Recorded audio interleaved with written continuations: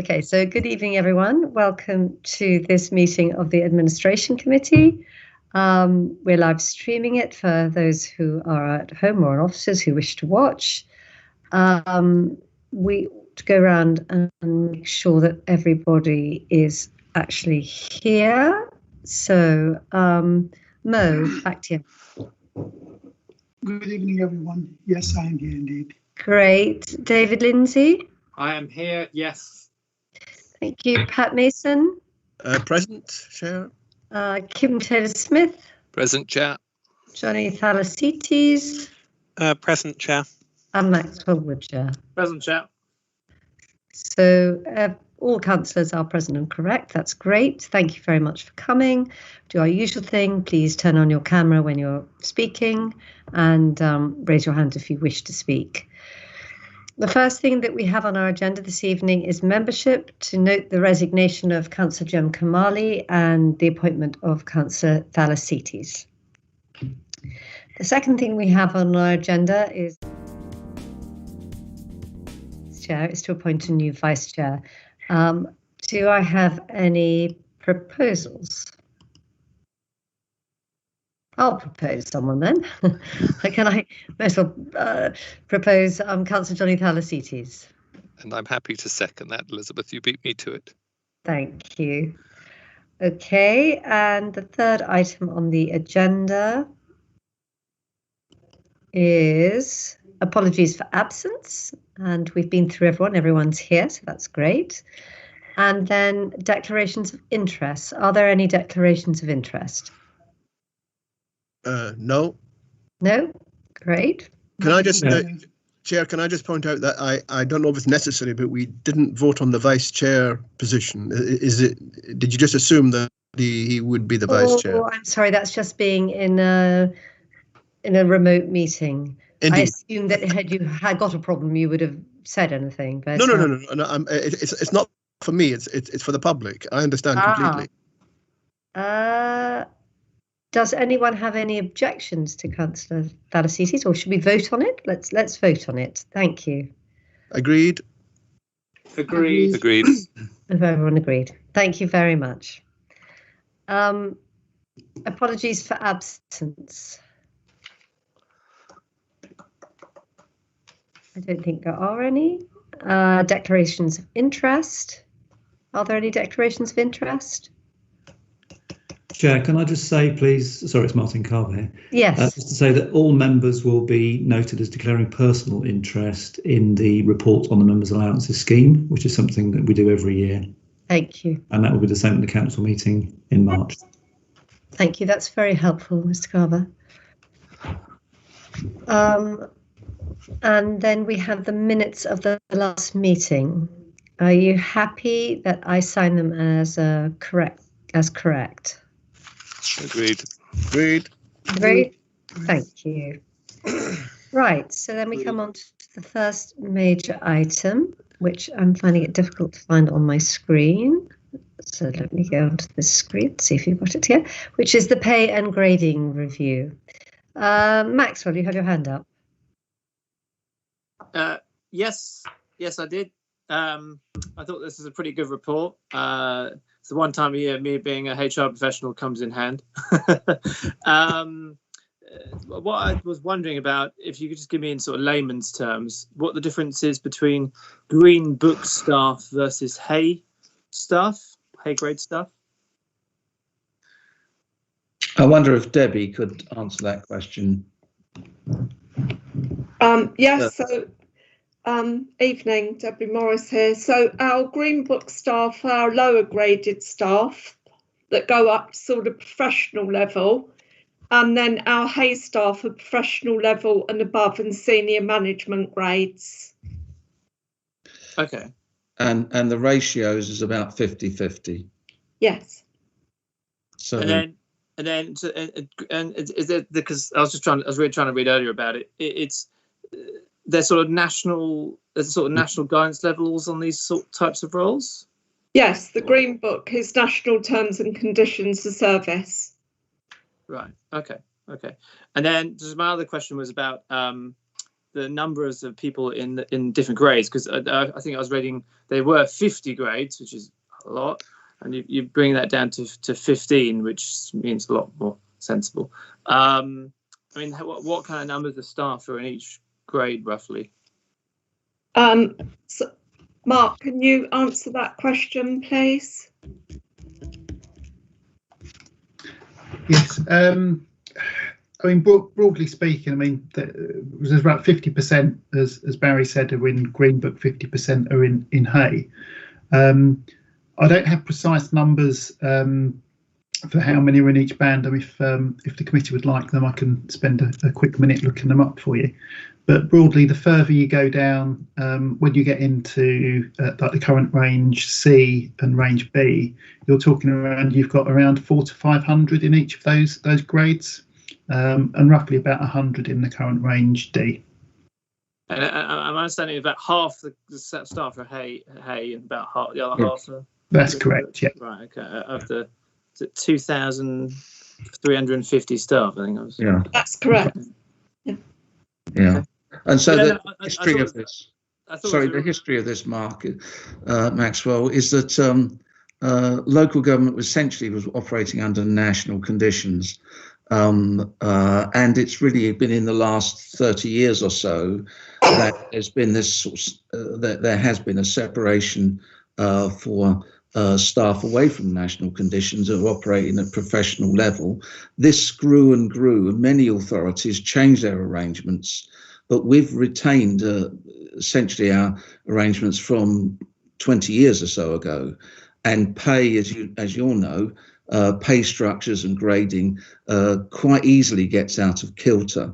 And what we needed to do, one, was to create equity between those that were on lower paid grades and those that are on higher paid grades, and also to do away with the embellishments really that that one gets into when you have lots of jobs and lots of roles, in that you can have role confusion, don't have sufficient role clarity about the level that people are operating on or their accountabilities, 4 things and 2 managers or 2 members, and making sure that we had that much firmer arrangement in place, and that we could also, in a sense, link this to our approach to how we're making our management arrangements. In other words, what is the purpose of different layers in our organisation? Whether this is at the supervisory level or the lower managerial or middle management or senior management level. What is the purpose of all these different levels, and what value is being added by each respective level? And what we did was had an independent organisation review, both in terms of our management levels that we're putting in place, but also in terms of comparabilities with other organisations like ours. Then just one other thing, if you allow me, Elizabeth, was my understanding is that you're changing or removing the performance-related pay review, I think, but you're enhancing the annual leave, maternity, etc. Yeah. I just thought you might expand on that just a little bit for the sake of the performance-related pay is something that we've discussed with staff and with our trade unions. The initial look at this was looking at how many organisations, how many councils now, many local government councils maintain the performance-related pay, and what was its efficacy. So first is it effective? And the level of the essential thing is half the staff were eligible and half weren't. Those half were the higher paid half. The half that were eligible, the maximum was about 10%, but the average that people got was probably about, I mean, colleagues can give the precise numbers, but I'll put them in ballpark figures, were probably about 5%. And therefore, every year we would have a lot of estimation about 5% of people's salary. And it would be on those issues that we were trying to link it to, whether that was service performance or service outcomes. And then we tried to link these to behavioural competencies, I suppose, is what we would be calling them. And bluntly, there is no evidence that performance-related pay at the 5% level does anything more than distort activity across the whole organisation for 2 months, where everyone's evaluating something in order to be judged as to whether they're 1%, 2%, 3% or 5%. And actually what matters is that we focus on people's overall performance, their overall contribution, and try to, rely actually on people's intrinsic motivation as opposed to their extrinsic requirement incentive to gain a 2 or 3 or 4 or 5%. And we looked at experience in other organisations, and there's lots of organisations that are now completely doing away with performance appraisal and performance-related pay. We felt it also had the iniquity of being only applicable to half the staffing. I don't know if Debbie Morris or Mark wants to explain the more detail, and I've just given you a sort of an overall impression, really. So that's correct, Barry. So, Councillor, you asked about maternity, paternity and carers leave. So currently our maternity provision was 6 weeks full pay and 20 weeks half pay. And this review proposes an increase to 12 weeks full pay. Our paternity provision is currently 2 weeks full pay, and we're proposing that increase to 4 weeks full pay. And our carers leave was, 15 hours per year, and we've doubled that plus to 36 hours per year. So some of the savings on the pay and grading review have been reinvested in our family-friendly policies. Yeah, and if I could say that the issue for us also, we have to always bear in mind, is that many of our staff work across 2 authorities, or they work in a team where some members of the team work in Westminster on Westminster terms and conditions, and some work in Kensington and Chelsea on our terms and conditions.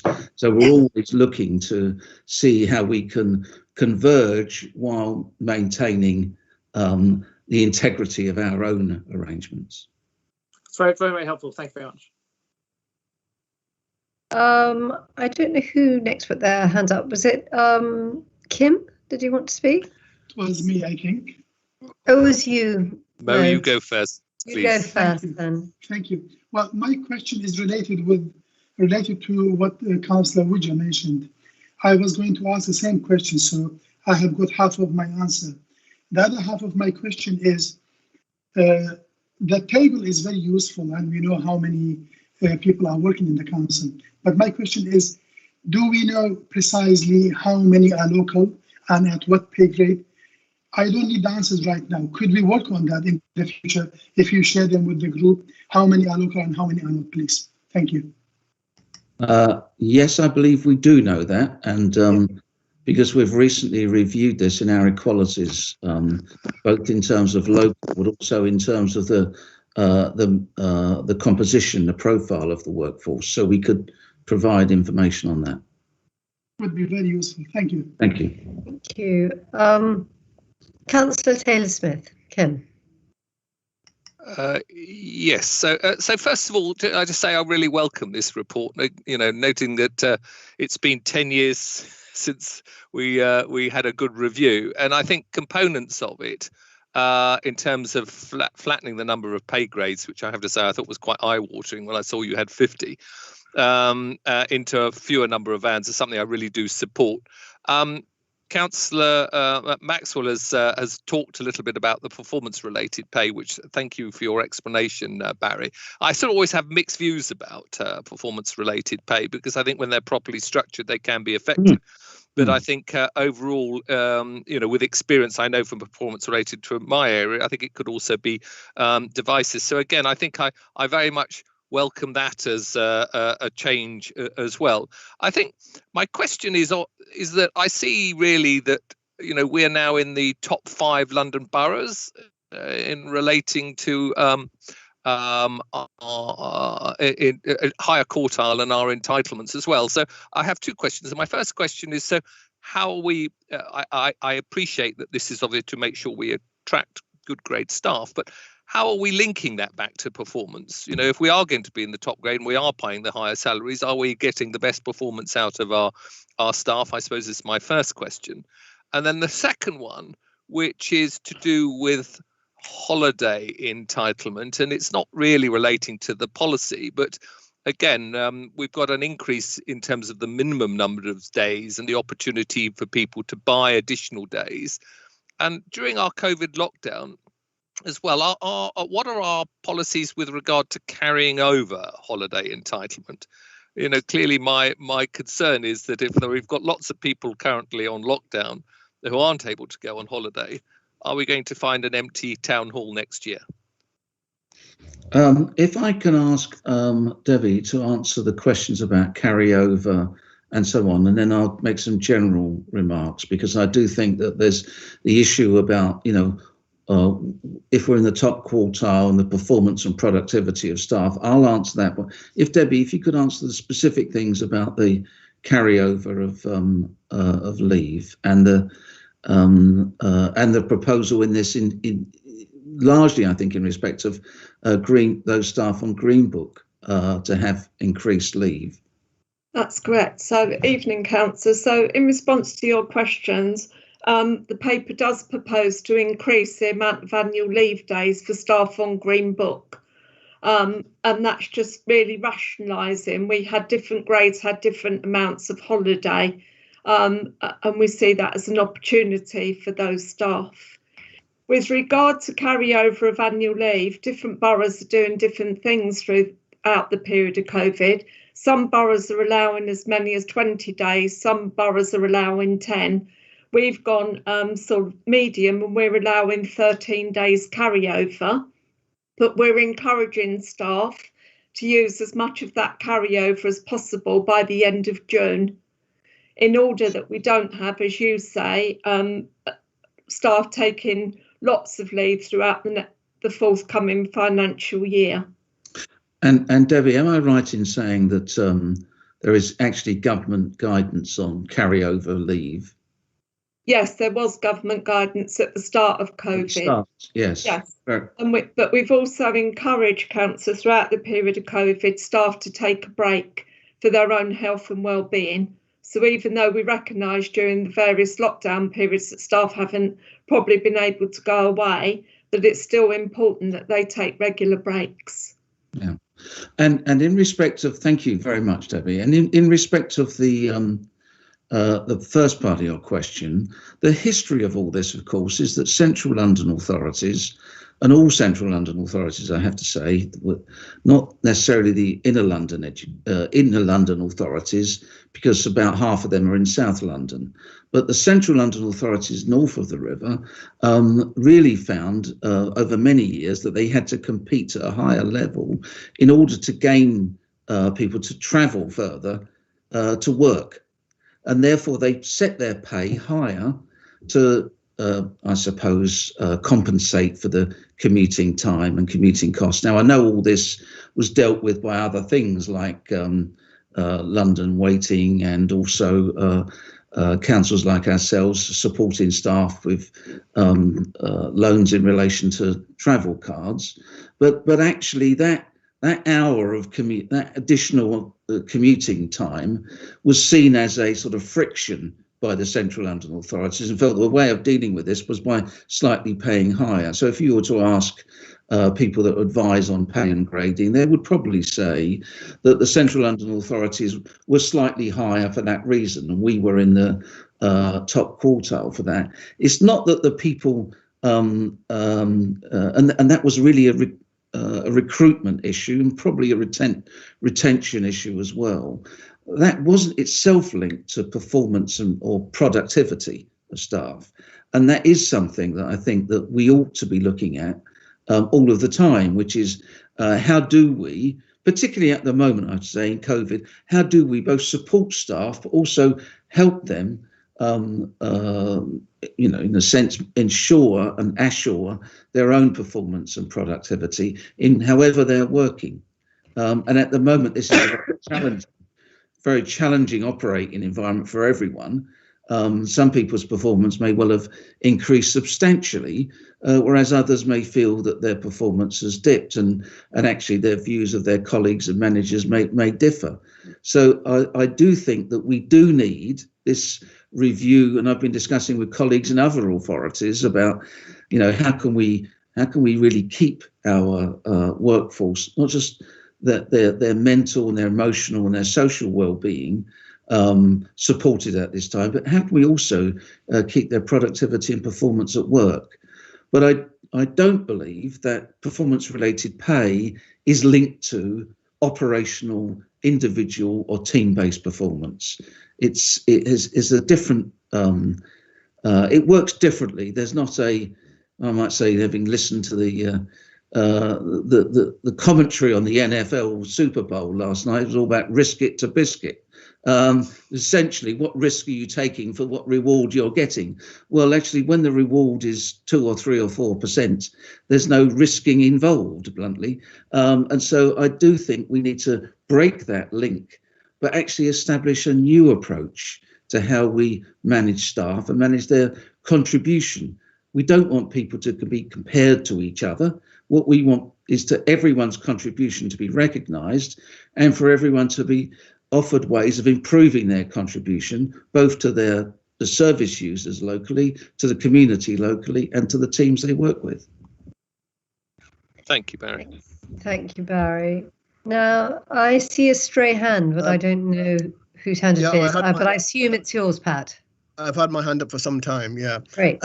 Barry has said quite a lot of what I was going to say, and I was starting as a councillor 30 years ago when Hay was being brought in, and before that I was a trade union representative in another place where they were also bringing in Hay, and it was viewed then, both in the town hall amongst the staff and in the other place, as being something that was going to be divisive, dividing workers, and also there were reams of reports that suggested that it was going to usher in lots and lots of bureaucracy to deal with the competition that would be for relatively small amounts of money, and that's what happened. And I sat on the appeals panel for many years until it was abolished, and we started getting cases coming up to the appeals panel where there were employees appealing against the fact that they didn't get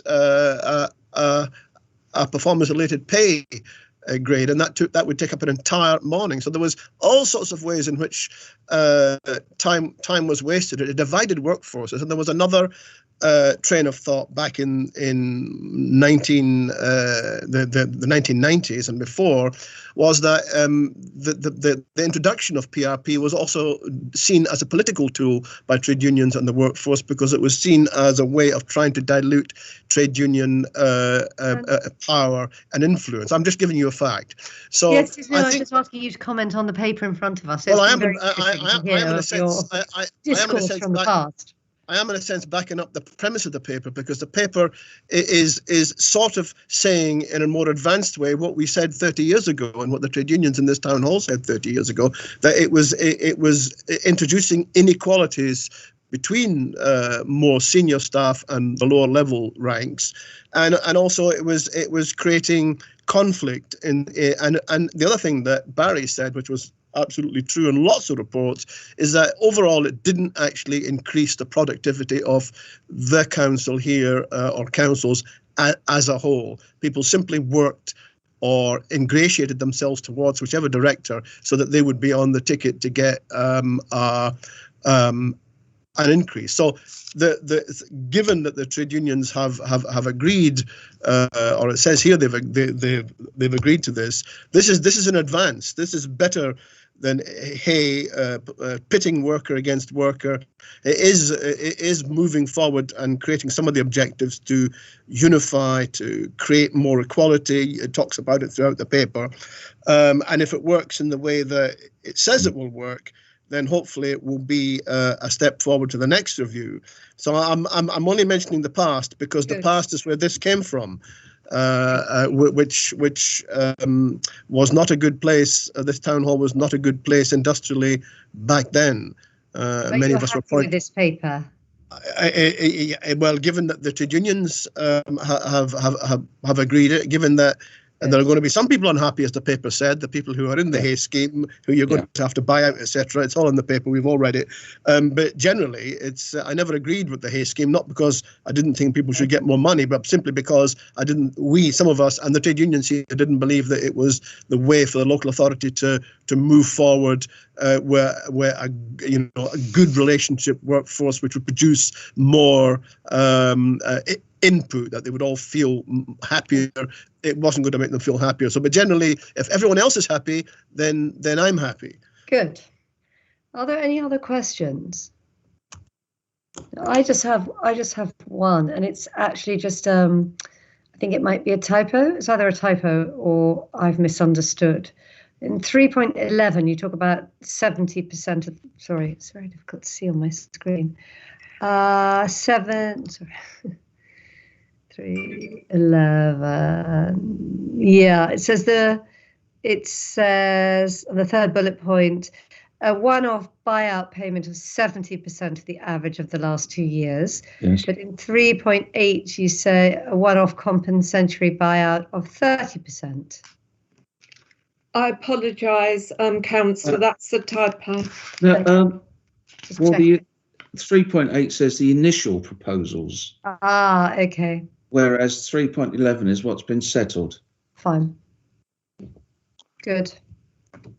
So is everyone happy to approve this paper? Yep, happy. Yep. Yeah, Great. happy. Thank you very much. It's an enormous piece of work, actually. So thank you very much to Debbie and actually to you, Barrow, as well, because I know there's been a huge amount of consultation, not only with the trades unions, but with staff and staff who are affected. Yes. And it's quite something to be able to take everyone with you on that when you're changing their pay and the grading so fundamentally. So thank you. The next paper is pay policy. Yes, thank you. Mark Keeble is going to present this paper. Okay, thank you. The pay policy statement is a requirement for each local authority to publish an updated statement every year. What we're asking the committee for is to recommend this content is put forward to full council in March, where they have to approve it, and then after that we publish it on the council's website. The content is very similar to previous years, and largely it follows the requirements laid down in the Localism Act and in guidance issued by the Secretary of State. There's only really 2 points of note in this year's statement. First one is just to note that our median pay multiple has stayed steady at 5.2 compared to an average of inner London boroughs of 5.8. And what this pay multiple aims to measure is the difference in pay between the head of paid service and the average pay of the rest of the workforce. And we're required to keep that under review, which is why we compare it to other inner London boroughs every year. And there's been no change, and it's still favourable compared to our neighbours. And finally, it's just to note that the long-awaited public sector exit payment cap of £95,000 come into force in November 2020. That had been referenced in previous pay policy statements, but it's only just now come into force. Well, I'm going to start with the first question, actually. I didn't quite understand 3.8 when it said that it has come into force, but then it said that there's something about the regulations that hasn't quite come into force. It's expected to happen early 2021, or are you saying that's now happened? Yes, Chair, it has happened to come into force. What hasn't kept up to date with the exit payment cap is the local government pension scheme regulations. Yes. So there's been a hasty consultation on the changes required to those, at which point they'll be updated and issued. But in the meantime, all authorities have to apply by the £95,000 cap. And just manage the situation until the pension scheme regulations are updated. So the pension scheme regulations update isn't a break on the cap being imposed. No, we have to apply it. You have to apply it, whatever. Yeah. Okay, thank you very much. That's very helpful. Now I see one hand up, but I don't know whose it is, and I don't know if it's Stray. So, are there any questions? It was a stray hand, but I do have a question, if I may. So just a quick question. So we have a £95,000 cap. So what happens if contractually you owe more than 95,000? Are we saying that you can't go above 95,000? This is a cap on exiting. Yes. Yeah. Exit payments. So it's where if we delete someone's job, the issue is how much their employment conditions entitle them to some payment of some sort, depending on their length of service. And some people who are paid at the top of the scales, if were they just to leave, and then the exit payment will be well above 95,000, should be if they've been in local government for a long time and if they're paid quite a lot. Of course, the issue is if they've been in the local government pension scheme for a long time, then there's the issue about whether what they're entitled to in a pension exit is captured in this exit payment 95,000, and that's what just been discussed by Mark. Okay, thank you. Can you take your hand down now, Kim? Thank you. There's another hand. Who's that? Mine, Elizabeth. David. 3.6. Currently, the council pays market supplements to the following staff groups: child protection social workers and senior ICT managers. That's presumably because the band at which they would be paid, according to the council, is not sufficiently high to remunerate them properly according to the market. Is that right? That we would have difficulties in employing them if we didn't have them? Yes, well, I think, is that not the previous item? Yes, that's on A7. Yeah, I think, David, we've moved on to the next paper, A7. No, but I'm on A7. Oh, are you? Okay. Say that. Stay there. Which number? Which point? No. Sorry, It's the appendix, Chair. It's the appendix. David, you're on the appendix, aren't you? Oh, I see. Yes. 3.7, the appendix. Yes. Oh, 3.6, the appendix. 3.6, the appendix. Yes, there are two 3.6s. There's one in the main report and one in the appendix. Yes, right. And you're right, and your deduction is correct as well. I just want to confirm that those were the only two categories where we have to pay supplements, and that we're not having difficulties recruiting in other areas. That was my issue. We do have recruitment issues in other areas where there's very specific things. If I mentioned them now, that they'd be identified very specific roles where the market is incredibly tight in relation to. These two have been tight for several years, I have to say. But there are certain other areas where specialisms are very precise, and it requires us. We must have fire safety staff, for example. I think these are the two main ones, aren't they? Is that right, Debbie? That's correct, yes. Yeah. And just to say, we keep all market supplements under review. They're reviewed annually to see if they're still appropriate. Yeah. Thank you for that. Are there any other questions or comments? No? Okay. Can we agree this paper should come to the council meeting, and that the council should we should recommend the council approves the pay policy statement? Yes. Agreed. Thank you very much. Agreed. Okay. The next item is a thorny one, I suspect. So we're very glad that we have Barry running our action here, which is the preparations for the Mayoral and GLA elections, which are at the moment, they've been reconfirmed that they'll be going ahead on the 6th of May.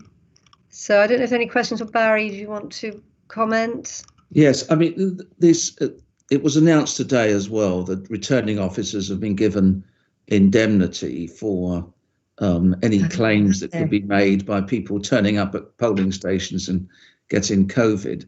I mean, this obviously is 12 weeks or so away, and lots are changing. I mean, the environment in which we're living and working is changing rapidly. By that period, at the current rates, certainly in the adult population, the vaccines would have been really given to probably something like half, if not 2/3 of the adult population. And so what's been and the government they do say this is under constant review, but the plan is to go ahead and so there's been discussions amongst the electoral services managers and the returning officers, the chief execs of each council, with the Greater London returning officer, who is Mary Hartley, the chief executive at the GLA, about the plans for this and about making sure that both the preparations and also the conduct of the poll will be as COVID secure as the conditions at that time require. So there's lots of ifs and buts, but the current plan is to go forward. Right. Pat.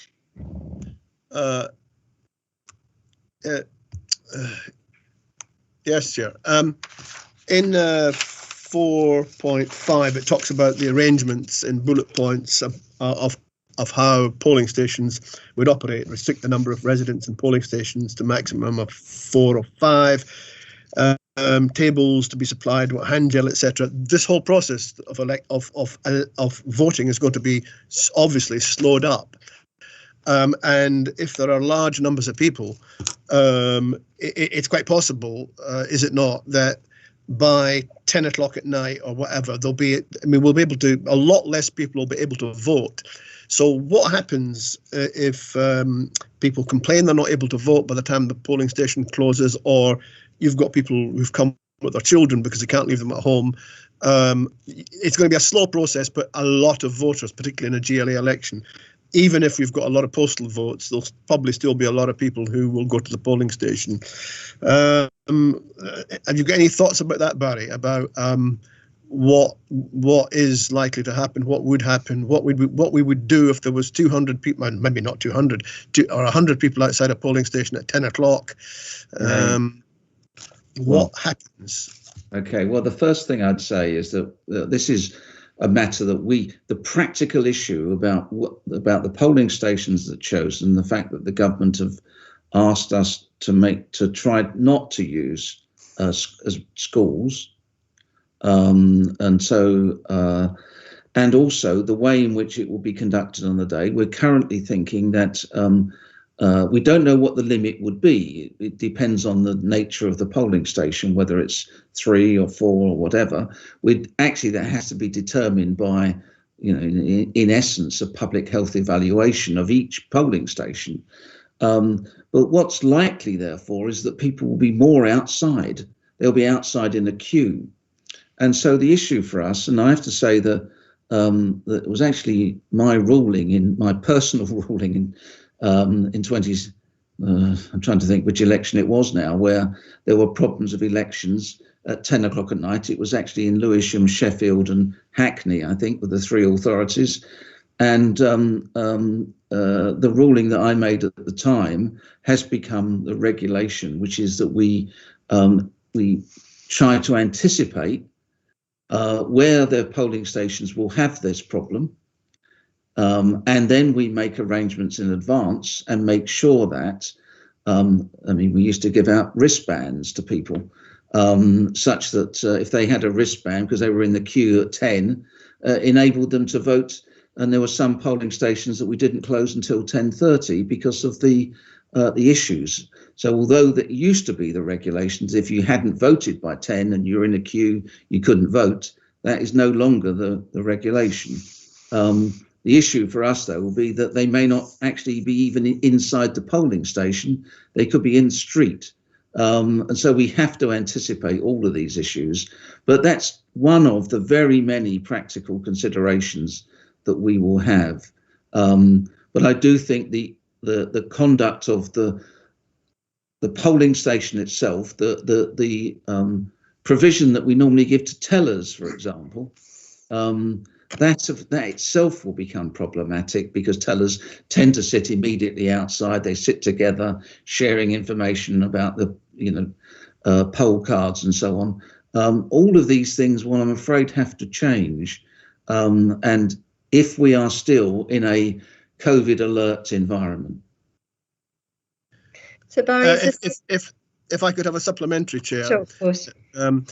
So yes, is it possible that the model that's used for COVID vaccination could be used? In other words, you've got a lot of people outside. There could be a school, they've got large halls, or a large long tent could be put outside, and 20 people could vote together in different booths outside. Instead of having 20 or 100 people standing outside, if there were that number, you could have them voting outside in some kind of long tent. Or if it was a school and they had a large school hall, you could have tables all round. Of course, you'd need the staff to do it with, but there's got to be arrangements like that as they use with COVID.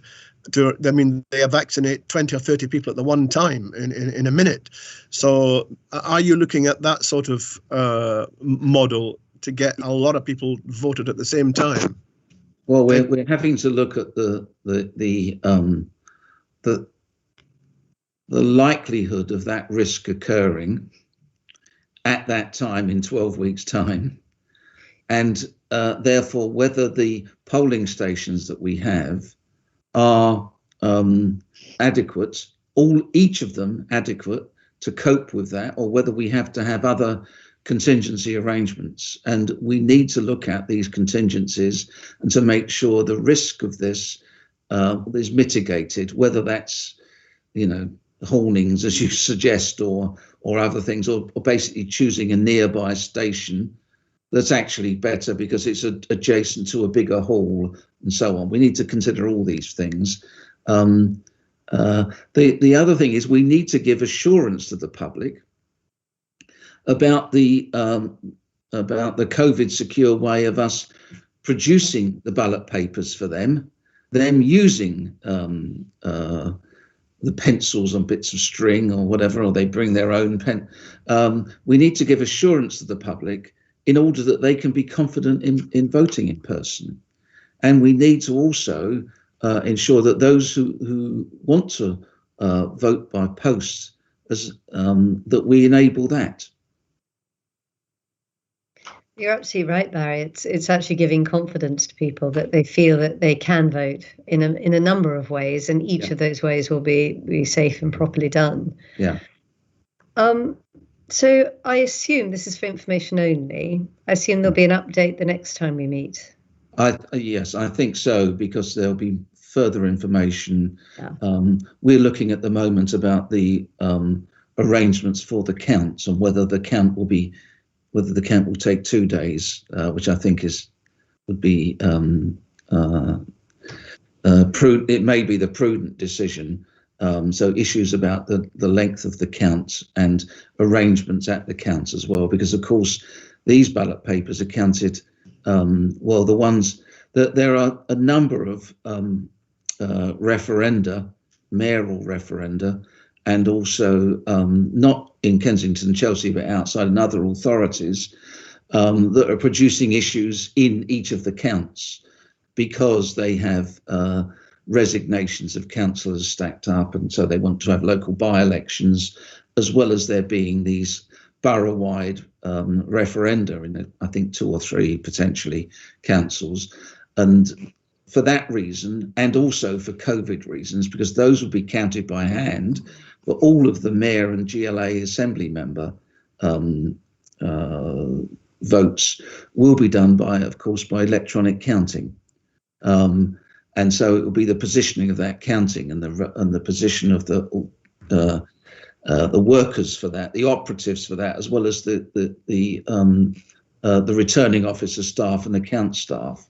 So that will require much bigger space. We're obviously at Olympia, we're looking at the space arrangements for that as well as the timing. But I would suggest it's unlikely this will be done in one day on the Friday, but we shall see. Okay, thank you. Are there any other questions? I thought a hand going up from Robert Atkinson. Yes, thank you. But I didn't realise you were on the committee. You're very welcome to ask a question. I thought you were, but you're not. Yeah, I just wanted to clarify that. Just a fan of the committee. I wanted to ask on this paper, and possibly you will reply it's not responsibility of this council, but is there anything we can do to encourage more people to vote by post? I know that the Labour Party is doing that, and I believe the Mayor is, but wouldn't it be in our interests as well to encourage people to vote by post? In electoral registration, in terms of the law as it applies to returning officers, is to enable people to exercise their preference. If one looks at the and that is what we've recently done. We want to encourage people to exercise their preference. But what I think by me as the returning officer encouraging people to vote by post, I mean, it may be something that people want to do at this particular election, as opposed to for all elections. Yeah. But actually, and that is feasible if you look at if you go to the Electoral Commission website, which is the prescribed, because this is a prescribed form. It's not, yes. We can't devise our own form and say, here's a useful way of doing it. It's a prescribed form. And actually, I am I'd say there are concerns about, because the form requires you to put in the date of the election to which you want to vote by post. So it doesn't say the upcoming vote or the next vote or the Mayor for London vote or something which actually designates the vote. It just says, please put the date of the vote in. The issue I'm concerned about, and I know that other returning officers are concerned about, is one is it's not extraordinarily well designed and easy to interpret. And the other point, of course, is we know from the GLA elections, and particularly the number, because this is reported after each election. I remember each of these. I've conducted been a returning officer for every one of the elections to the GLAs from the first one, and the proportion of votes which are rejected of postal votes is high, because of the introduction of the postal vote identifier issue, the matching of the signatures and the date, because the date, people often put the date that they're applying rather than their birth date, and so we get quite a high rejection rate from postal voters, because there used to be it used to be that the returning officer was under a duty to count those votes where the intention of the voter was clear. But we can't do that if they haven't got given that. So the security and confidentiality regulations that came in sort of overrode that. And that means that, returning officers feel really annoyed when you see, and I have to say, the classic is when a husband and wife sign the wrong forms, or people put in the date wrong, and it's obvious that this is what they've done. But actually, you can't allow their vote. So my concern would be there'd be a greater, and at the moment 20% of people vote by post. If we went to 50%, my concern would be that without a fundamental redesign of all this, of the way in which people filled in the forms and fundamental reappraisal of the security and confidentiality regulatory environment for voting, that actually we would just see a great rise in the number of rejected ballots. So I am concerned about this. I think that if people wish to vote by post, we should do everything we can to make sure that they can vote by post. So we should advertise in our literature about people being able to vote by post if that's what they wish. Sorry, it's rather long-winded, but it's a complicated area of law, I'm afraid. Sure. Thank you. Thank you. Okay. If there aren't any other questions, let's move on to the next item on the agenda. But thank you, Barry. And I guess it's watch this space, isn't it? And we look forward to having an update next time. Yes, and particularly you'll see from the list here, list of polling stations, how many of them are schools. Yeah. Funnily enough, I remember a conversation we had at this committee, it was about 2 years ago, going through exactly that, discussing what polling stations we had. You had lots of questions, but this time it makes it much more complicated, doesn't it? Well, schools have enough on their plate, don't they, really?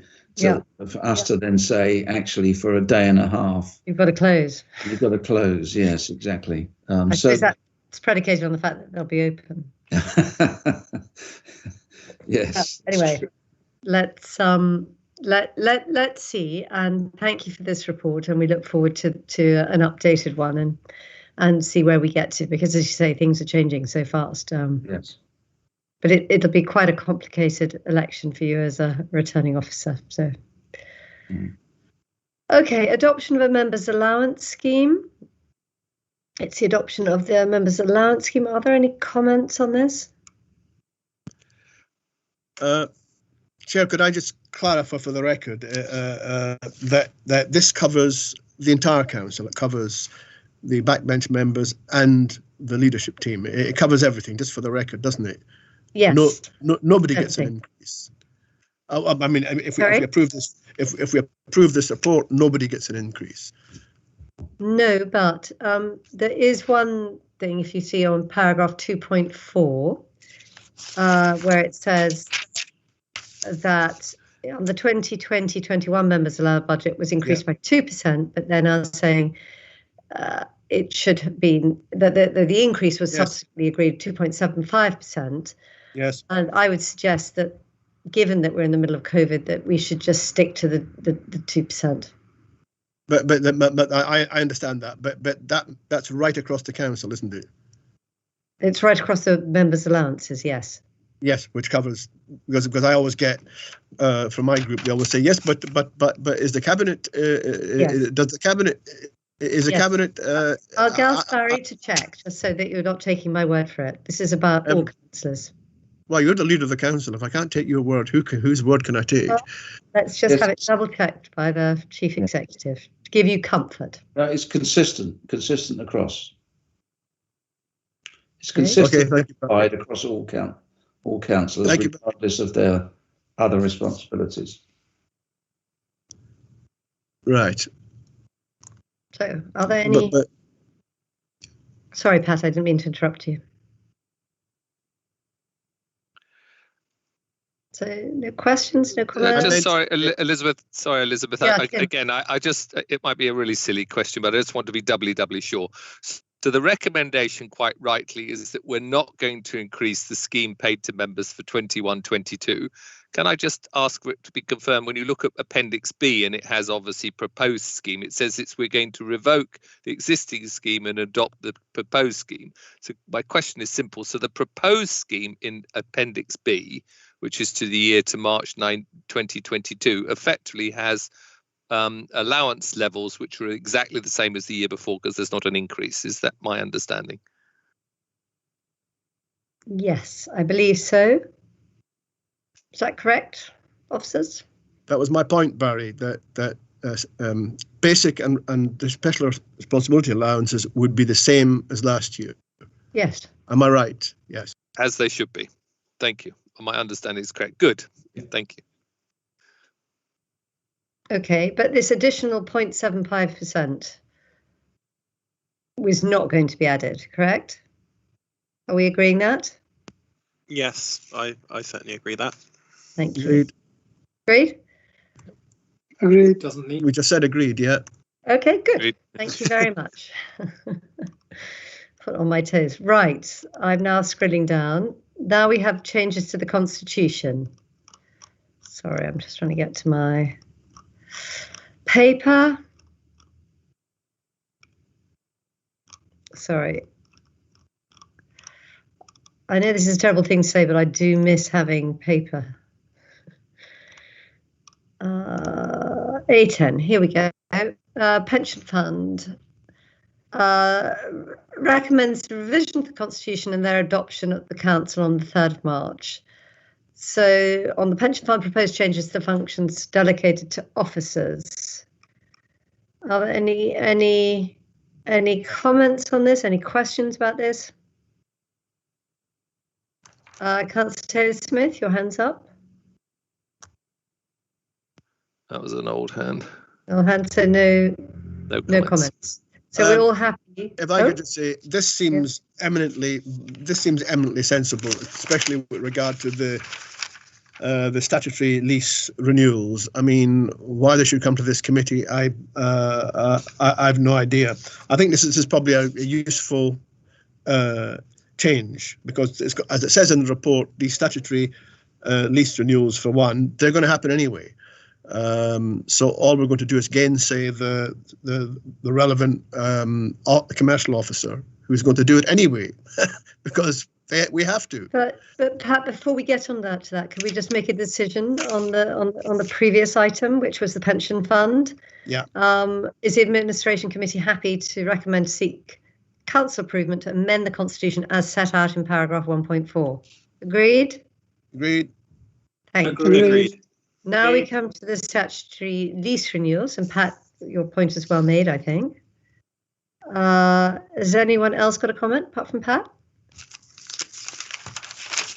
No. I mean, in which case, I think historically, Chair, when Councillor Moylan was a member of the council and members of these committees, the council committees wanted to take more and more hands-on control of what was happening. So a lot of these things are now being moved back to the officers. It was from a time when officers were not must not have been trusted, or the council wanted to, the councillors wanted to deal with the minutiae of almost everything. Committees used to be stacked up with stuff like this, lease after minutiae after minutiae, and actually we don't need to be doing this stuff at this level, because as it says here, this is a statutory situation. It's going to happen anyway. So this is the history of this. Council, over 20 years, various committees took control of more and more and more and more hands-on business that they had probably no business taking control of, because they didn't agree with the cabinet or the committee or the officers or whatever. So this is probably a good thing. Thank you, Pat. And I say that it's probably due to our governance review that we're looking at a lot of key decisions and deciding what to strip out and what really needs to come as key decisions. So it's easier for our residents to see what's really important, what to flag up and what's not. So I don't think it's just an ancient history thing. It's our own reforms. Well, we've yet to see the results of that, Chairman. We've yet to see the results of that, because there's a lot of key decisions not being scrutinised at all by any scrutiny committees, because they're simply bouncing through the leadership team, and no one is really looking at them in terms of the process. But this is not a discussion. Really, which ones would you say? Actually, that's probably irrelevant to our. This is not a discussion for tonight. Evening, but I'll take you up on that if you could give me specifics. I will certainly bring them up with some of the chairs of the scrutiny committees. Yeah. But to come back to what's on the agenda tonight, statutory lease renewals, is everyone happy for the recommendation in paragraph 2.5? Yep. Yep. Agreed. Yes. Agreed. Thank you very much. And I think that is the end to this meeting, unless there's any other items, oral or written, which anyone wants to bring up or that I might have forgotten. No, nothing. Okay. Well, thank you very much all for coming, and I look forward to seeing you at the next Administration Committee meeting. Thank you, and have a good night in this cold weather. Keep warm as well as safe and sane.